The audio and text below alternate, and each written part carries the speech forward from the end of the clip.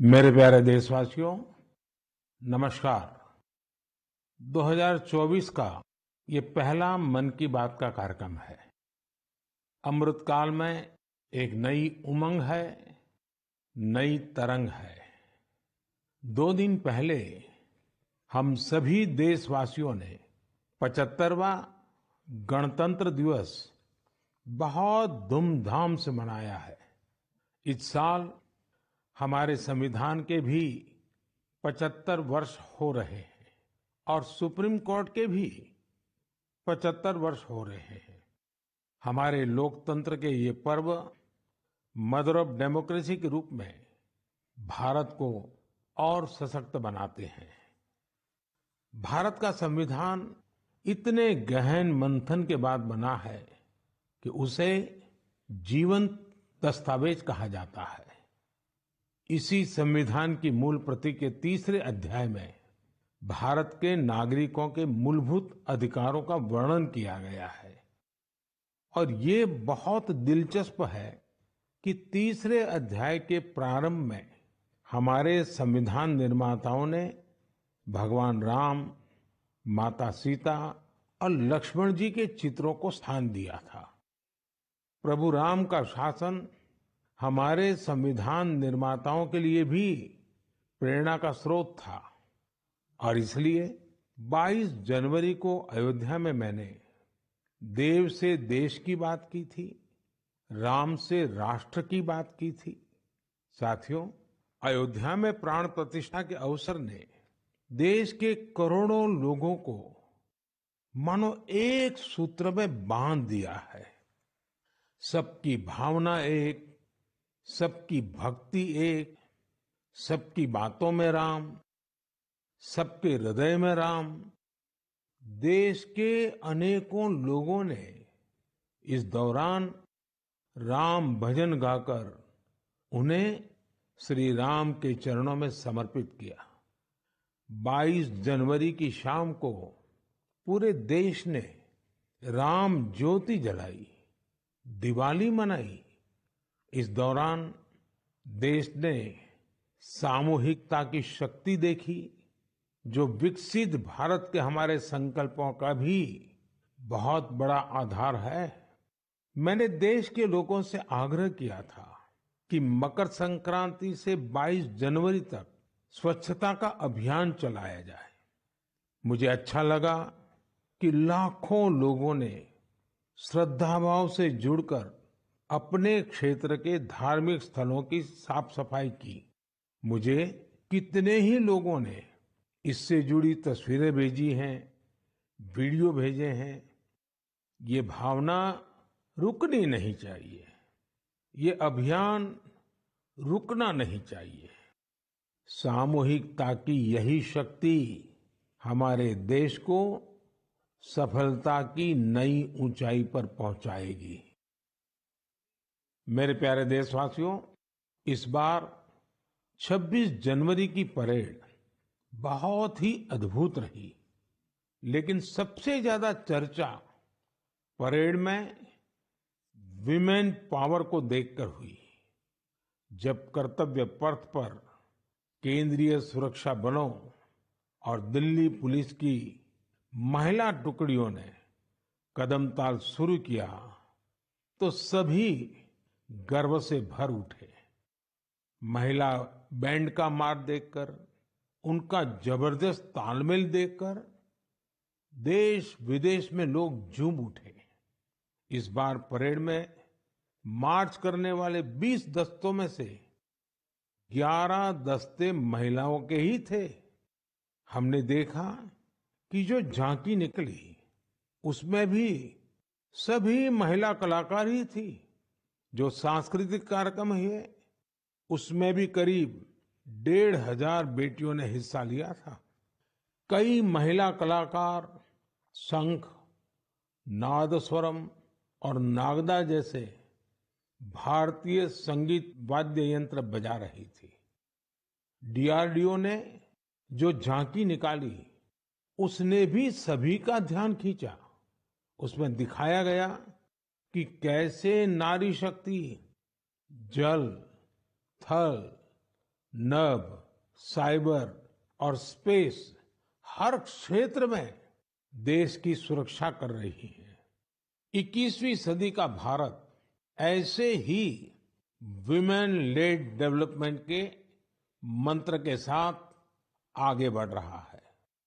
साथियों, आपने कुछ दिन पहले ही अर्जुन अवार्ड समारोह को भी देखा होगा। इसमें राष्ट्रपति भवन में देश के कई होनहार खिलाड़ियों और एथलीटों को सम्मानित किया गया है।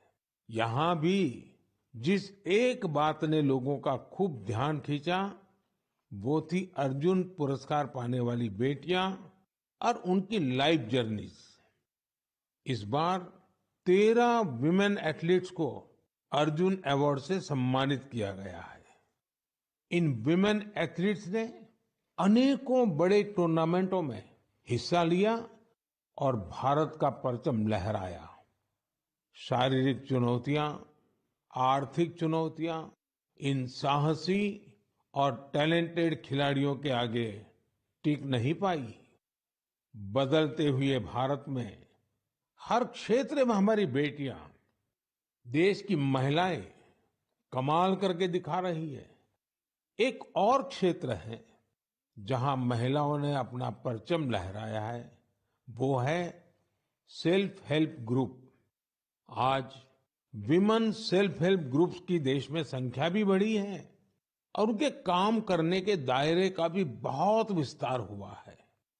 वो दिन दूर नहीं जब आपको गांव-गांव में, खेतों में नमो ड्रोन दीदियां ड्रोन के माध्यम से खेती में मदद करती हुई दिखाई देगी। मुझे यूपी के बहराइच में स्थानीय चीजों के उपयोग से बायो फर्टिलाइजर और बायो पेस्टिसाइड तैयार करने वाली महिलाओं के बारे में पता चला। सेल्फ हेल्प ग्रुप से जुड़ी निबिया बेगमपुर गांव की महिलाएं गाय के गोबर, नीम की पत्तियां और कई तरह के औषधीय पौधों को मिलाकर बायो फर्टिलाइजर तैयार करती हैं। इसी तरह ये महिलाएं अदरक, लहसुन, प्याज और मिर्च का पेस्ट बनाकर ऑर्गेनिक पेस्टिसाइड भी तैयार करती हैं। इन महिलाओं ने मिलकर उन्नति जैविक इकाई नाम का एक संगठन बनाया है। ये संगठन बायो प्रोडक्ट्स को तैयार करने में इन महिलाओं की मदद करता है। इनके द्वारा बनाए गए बायो फर्टिलाइजर और बायो पेस्टिसाइड्स की मांग भी लगातार बढ़ रही है। आज आसपास के गांवों के 6000 से ज्यादा किसान इनसे बायो प्रोडक्ट खरीद रहे हैं। इससे सेल्फ हेल्प ग्रुप से जुड़ी इन महिलाओं की आय बढ़ी है और उनकी आर्थिक स्थिति भी बेहतर हुई है। मेरे प्यारे देशवासियों, मन की बात में हम ऐसे देशवासियों के प्रयासों को सामने लाते हैं जो निस्वार्थ भावना के साथ समाज को, देश को सशक्त करने का काम कर रहे हैं। ऐसे में 3 दिन पहले जब देश ने पद्म पुरस्कारों का ऐलान किया है, तो मन की बात में ऐसे लोगों की चर्चा स्वाभाविक है। इस बार भी ऐसे अनेकों देशवासियों को पद्म सम्मान दिया गया है, जिन्होंने जमीन से जुड़कर समाज में बड़े-बड़े बदलाव लाने का काम किया है। इन इंस्पायरिंग लोगों की जीवन यात्रा के बारे में जानने को लेकर देश भर में बहुत उत्सुकता दिखी है। मीडिया की हेडलाइन से दूर, अखबारों के फ्रंट पेज से दूर, ये लोग बिना किसी लाइमलाइट के समाज सेवा में जुटे थे। हमें इन लोगों के बारे में पहले शायद ही कुछ देखने सुनने को मिला है, लेकिन अब मुझे खुशी है कि पद्म सम्मान घोषित होने के बाद ऐसे लोगों की हर तरफ चर्चा हो रही है। लोग उनके बारे में ज्यादा से ज्यादा जानने के लिए उत्सुक है। पद्म पुरस्कार पाने वाले ये अधिकतर लोग अपने अपने क्षेत्र में काफी अनूठे काम कर रहे हैं। जैसे कोई एम्बुलेंस सर्विस मुहैया करवा रहा है, तो कोई बेसहारों के लिए सिर पर छत का इंतजाम कर रहा है।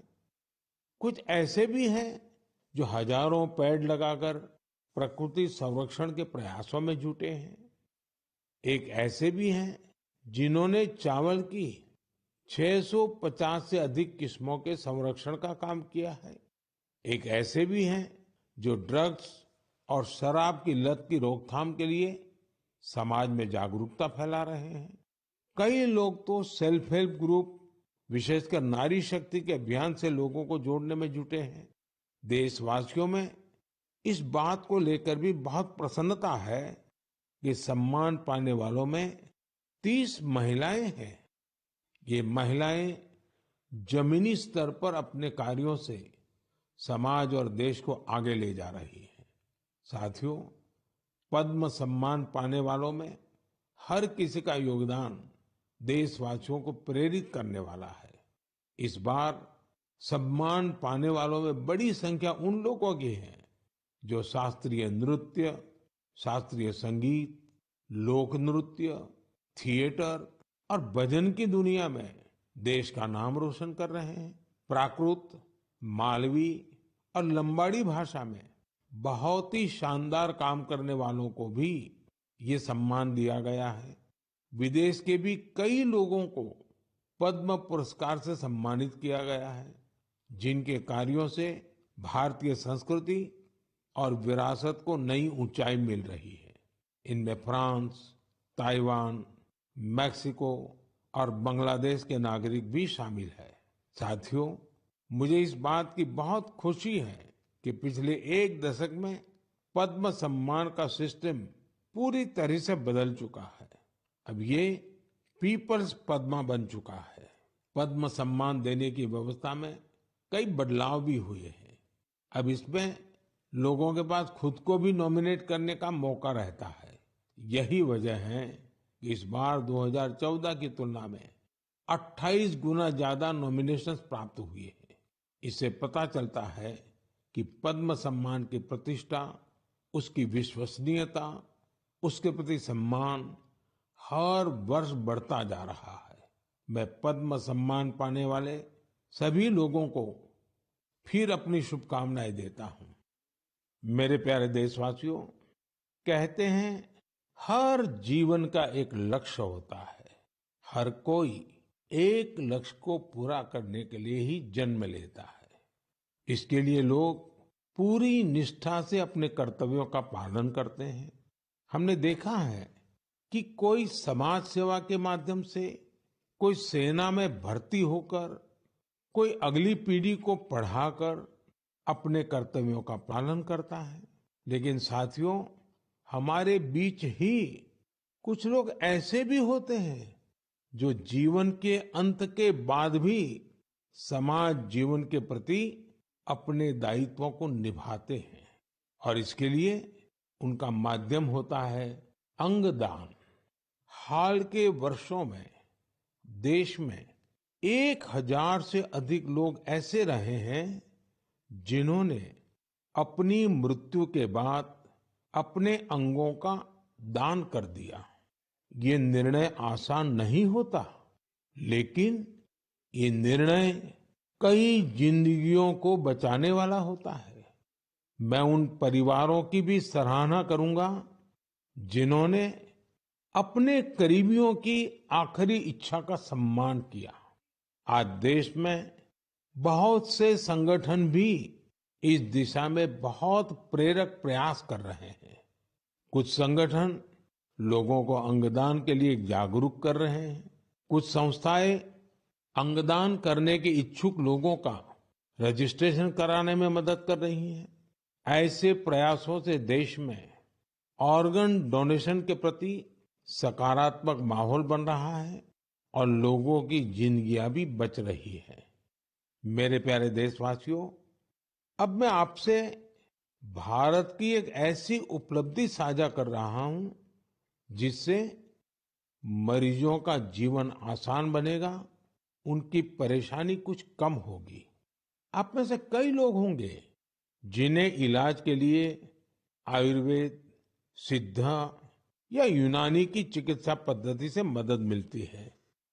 लेकिन इनके मरीजों को तब समस्या होती है जब इसी पद्धति के किसी दूसरे डॉक्टर के पास जाते हैं। इन चिकित्सा पद्धतियों में बीमारी के नाम, इलाज और दवाइयों के लिए एक जैसी भाषा का इस्तेमाल नहीं होता है। हर चिकित्सक अपने तरीके से बीमारी का नाम और इलाज के तौर तरीके लिखता है। इससे दूसरे चिकित्सक के लिए समझ पाना कई बार बहुत मुश्किल हो जाता है। दशकों से चली आ रही इस समस्या का भी अब समाधान खोज लिया गया है। मुझे ये बताते हुए खुशी हो रही है कि आयुष मंत्रालय ने आयुर्वेद, सिद्ध और यूनानी चिकित्सा से जुड़े डेटा और शब्दावली का वर्गीकरण किया है। इसमें विश्व स्वास्थ्य संगठन ने भी मदद की है। दोनों के प्रयासों से आयुर्वेद, यूनानी और सिद्ध चिकित्सा में बीमारी और इलाज के जुड़ी शब्दावली की कोडिंग कर दी गई है। इस कोडिंग की मदद से अब सभी डॉक्टर प्रिस्क्रिप्शन या अपनी पर्ची पर एक जैसी भाषा लिखेंगे। इसका एक फायदा ये होगा कि अगर आप वो पर्ची लेकर दूसरे डॉक्टर के पास जाएंगे तो डॉक्टर को इसकी पूरी जानकारी उस पर्ची से ही मिल जाएगी। आपकी बीमारी, इलाज, कौन कौन सी दवाएं चली हैं, कब से इलाज चल रहा है, आपको किन चीजों से एलर्जी है, ये सब जानने में उस पर्ची से मदद मिलेगी। इसका एक और फायदा उन लोगों को होगा जो रिसर्च के काम से जुड़े हैं। दूसरे देशों के वैज्ञानिकों को भी बीमारी, दवाएं और उसके प्रभाव की पूरी जानकारी मिल जाएगी। रिसर्च बढ़ने और कई वैज्ञानिकों के साथ साथ जुड़ने से ये चिकित्सा पद्धति और बेहतर परिणाम देंगे और लोगों का इनके प्रति झुकाव बढ़ेगा। मुझे विश्वास है इन आयुष पद्धतियों से जुड़े हमारे चिकित्सक इस कोडिंग को जल्द से जल्द अपनाएंगे। मेरे साथियों, जब आयुष चिकित्सा पद्धति की बात कर रहा हूं तो मेरी आंखों के सामने यानुंग जामोह लोगों की भी तस्वीर आ रही है। सुश्री यानुंग अरुणाचल प्रदेश की रहने वाली हैं और हर्बल औषधीय विशेषज्ञ हैं। इन्होंने आदि जनजाति की पारंपरिक चिकित्सा प्रणाली को पुनर्जीवित करने के लिए काफी काम किया है। इस योगदान के लिए उन्हें इस बार पद्म सम्मान भी दिया गया है। इसी तरह इस बार छत्तीसगढ़ के हेमचंद मांझी, उनको भी पद्म सम्मान मिला है। वैद्यराज हेमचंद मांझी भी आयुष चिकित्सा पद्धति की मदद से लोगों का इलाज करते हैं। छत्तीसगढ़ के नारायणपुर में गरीब मरीजों की सेवा करते हुए उन्हें 5 दशक से ज्यादा का समय हो रहा है। हमारे देश में आयुर्वेद और हर्बल मेडिसिन का जो खजाना छिपा है, उसके संरक्षक में सुश्री यानुंग और हेमचंद जी जैसे लोगों की बहुत बड़ी भूमिका है। मेरे प्यारे देशवासियों, मन की बात के जरिए हमारा और आपका जो रिश्ता बना है वो 1 दशक पुराना हो चुका है। सोशल मीडिया और इंटरनेट के इस दौर में भी रेडियो पूरे देश को जोड़ने का एक सशक्त माध्यम है। रेडियो की ताकत कितना बदलाव ला सकती है, इसकी एक अनूठी मिसाल छत्तीसगढ़ में देखने को मिल रही है। बीते करीब 7 वर्षों से यहाँ रेडियो पर एक लोकप्रिय कार्यक्रम का प्रसारण हो रहा है, जिसका नाम है हमर हाथी हमर गोठ। नाम सुनकर आपको लग सकता है कि रेडियो और हाथी का भला क्या कनेक्शन हो सकता है, लेकिन यही तो रेडियो की खूबी है। छत्तीसगढ़ में आकाशवाणी के 4 केंद्रों अंबिकापुर, रायपुर, बिलासपुर और रायगढ़ से हर शाम इस कार्यक्रम का प्रसारण होता है। और आपको जानकर हैरानी होगी कि छत्तीसगढ़ के जंगल और उसके आसपास के इलाके में रहने वाले बड़े ध्यान से इस कार्यक्रम को सुनते हैं। हमर हाथी हमर गोठ कार्यक्रम में बताया जाता है कि हाथियों का झुंड जंगल के किस इलाके से गुजर रहा है। ये जानकारी यहाँ के लोगों के बहुत काम आती है। लोगों को जैसे ही रेडियो से हाथियों के झुंड के आने की जानकारी मिलती है, वो सावधान हो जाते हैं। जिन रास्तों से हाथी गुजरते हैं, उधर जाने का खतरा टल जाता है। इससे जहां एक और हाथियों के झुंड से नुकसान की संभावना कम हो रही है, वहीं हाथियों के बारे में डेटा जुटाने में मदद मिलती है। इस डेटा के उपयोग से भविष्य में हाथियों के संरक्षण में भी मदद मिलेगी। यहाँ हाथियों से जुड़ी जानकारी सोशल मीडिया के जरिए भी लोगों तक पहुंचाई जा रही है। इससे जंगल के आसपास रहने वाले लोगों को हाथियों के साथ तालमेल बिठाना आसान हो गया है। छत्तीसगढ़ की इस अनूठी पहल और इसके अनुभवों का लाभ देश के दूसरे वन क्षेत्रों में रहने वाले लोग भी उठा सकते हैं। मेरे प्यारे देशवासियों, इसी 25 जनवरी को हम सभी ने नेशनल वोटर्स डे मनाया है। ये हमारी गौरवशाली लोकतांत्रिक परंपराओं के लिए एक अहम दिन है। आज देश में करीब करीब 96 करोड़ मतदाता है। आप जानते हैं ये आंकड़ा कितना बड़ा है। ये अमेरिका की कुल जनसंख्या से भी करीब 3 गुना है। ये पूरे यूरोप की कुल जनसंख्या से भी करीब 1.5 गुना है। अगर मतदान केंद्रों की बात करें तो देश में आज उनकी संख्या करीब 10.5 लाख है। भारत का हर नागरिक अपने लोकतांत्रिक अधिकार का इस्तेमाल कर पाए, इसके लिए हमारा चुनाव आयोग ऐसे स्थानों पर भी पोलिंग बूथ बनवाता है जहां सिर्फ एक वोटर हो।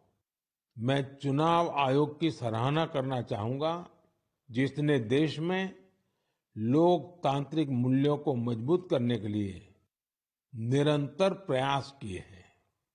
साथियों, आज देश के लिए उत्साह की बात ये भी है कि दुनिया के अनेक देशों में जहां वोटिंग परसेंट कम हो रहा है, भारत में मतदान का प्रतिशत बढ़ता जा रहा है। 1951-52 में जब देश में पहली बार चुनाव हुए थे, तो लगभग 45% वोटर्स ने ही वोट डाले थे। आज ये आंकड़ा काफी बढ़ चुका है। देश में न सिर्फ वोटरों की संख्या में वृद्धि हुई है, बल्कि टर्नआउट भी बढ़ा है। हमारे युवा वोटरों को रजिस्ट्रेशन के लिए ज्यादा मौके मिल सके, इसके लिए सरकार ने कानून में भी परिवर्तन किया है।